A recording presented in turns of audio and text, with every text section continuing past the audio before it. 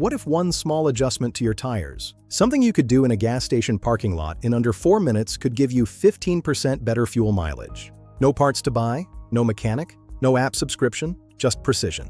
Most drivers look at the sticker on their door and assume the number printed there is the answer. It is not.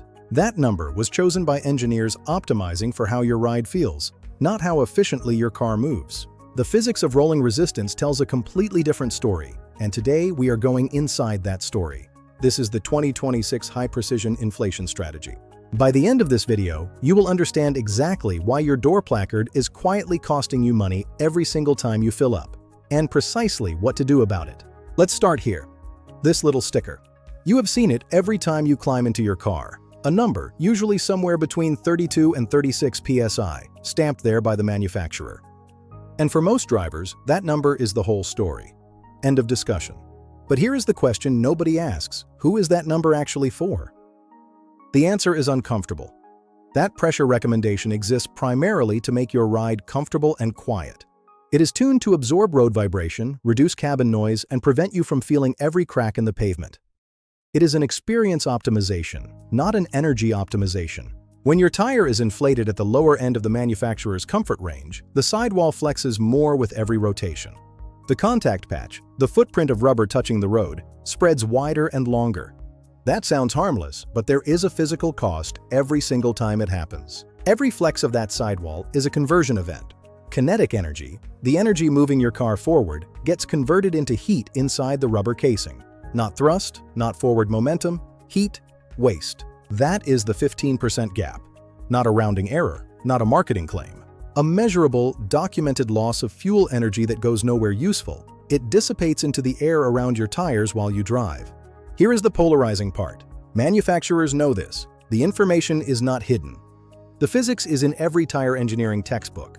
But comfort sells cars. Efficiency requires effort from the driver, and automakers have made a calculated choice to optimize for the former. The question is whether you are going to accept that choice or override it. Now, before you immediately pump your tires to the maximum sidewall pressure, which is printed on the tire itself and is often 50 or 51 psi, stop. That number is the structural maximum, not a target. What we are building toward is the precise sweet spot in the middle, and getting there requires understanding the physics first. Rolling resistance. Two words that determine a significant percentage of your fuel bill, yet almost nobody outside of motorsport and tire engineering thinks about them seriously. Here is the clearest way to understand it. Imagine pressing a ball of soft clay against a table and rolling it forward. The clay deforms as it makes contact, flattens out, then reforms as it lifts away.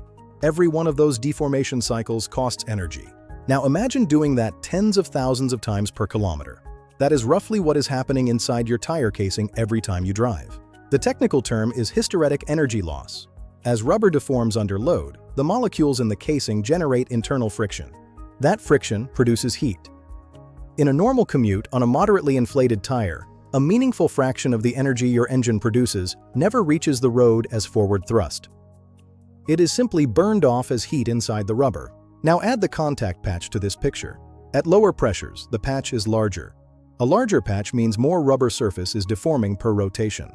A cylinder rolling on a surface has dramatically lower rolling resistance than a soft, deforming shape.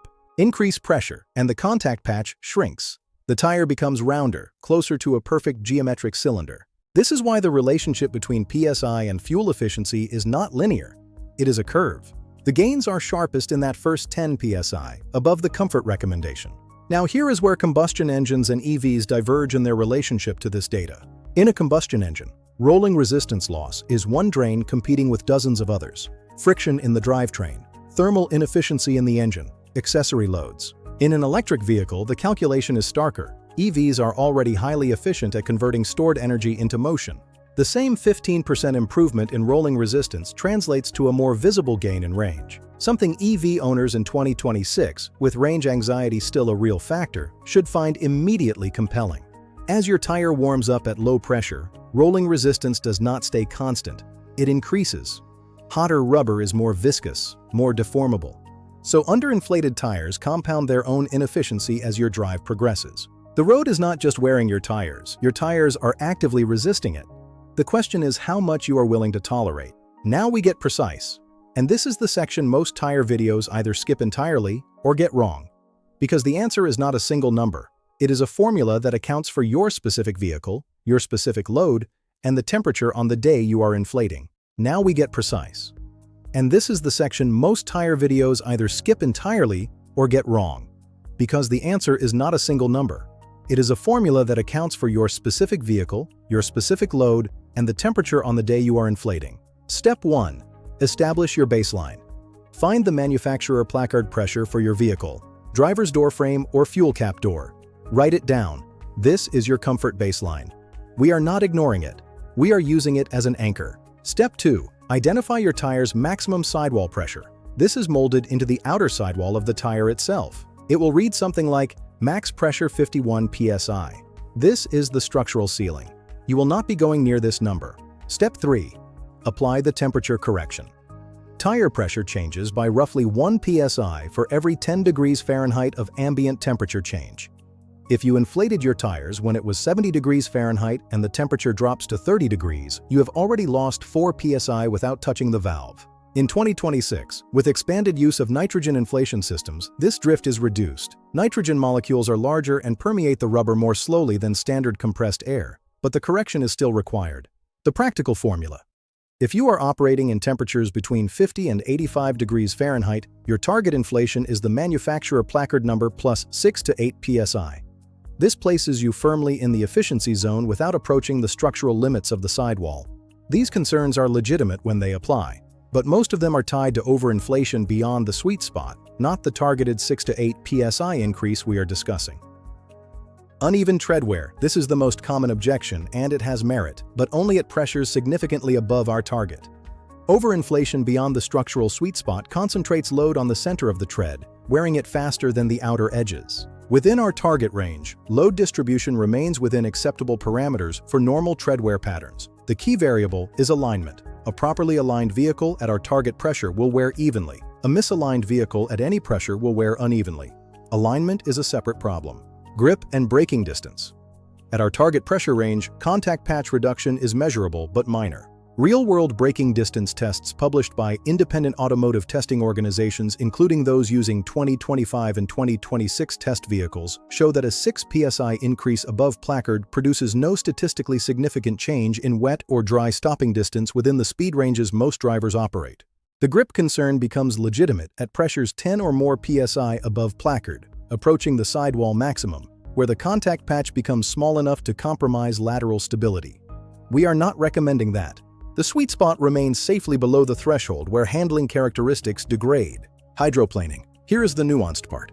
Underinflated tires are actually more prone to hydroplaning than properly inflated ones in certain conditions, because the large flat contact patch can ride up on a water film more easily than a more circular higher pressure profile. However, significantly overinflated tires, again approaching maximum sidewall pressure, also increase hydroplaning risk because the reduced contact patch has less total tread-to-road contact working to channel water. Our target range sits at the optimum point of this curve.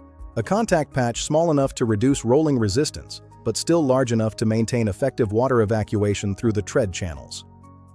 The bead, the inner edge of the tire that seals against the rim, is designed to seat at pressures well below the inflation levels we are discussing. Your risk here is zero within any reasonable target range. The bottom line on safety, the specific range we are targeting is not fringe experimentation. It is within the published working range of your tire and matches what engineers, hypermilers, and professional drivers have used for years. The comfort engineers made a choice for you. You are now making a more informed choice for yourself. Let's close with numbers because this is where the abstract becomes personal. The average driver in 2026 covers approximately 13,500 miles per year. At current fuel prices, averaging around 3.70 per gallon in the United States for regular unleaded, higher in most international markets, a 15% improvement in fuel efficiency represents roughly $280 to $320 in annual savings for a vehicle averaging 30 miles per gallon. For vehicles with lower fuel economy, the dollar savings are higher. For those driving above average mileage, the number scales further. For electric vehicle owners, translate this differently. A 15% reduction in rolling resistance-related energy consumption on a vehicle with a 300-mile EPA-rated range adds approximately 35 to 45 miles of range on a full charge. In 2026, with average home charging costs around $0.16 per kilowatt hour, that is meaningful, but the range extension itself may be more compelling than the dollar figure for drivers navigating between charging infrastructure. The environmental calculation is also worth stating plainly. Reduced rolling resistance means less energy consumed per mile. There is a second environmental factor that almost no one mentions: tire particulate matter.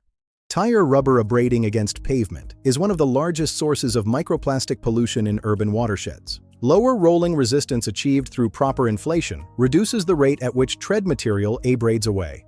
Less abrasion means longer tire life, fewer tires in landfills, and measurably less particulate entering storm drains and waterways.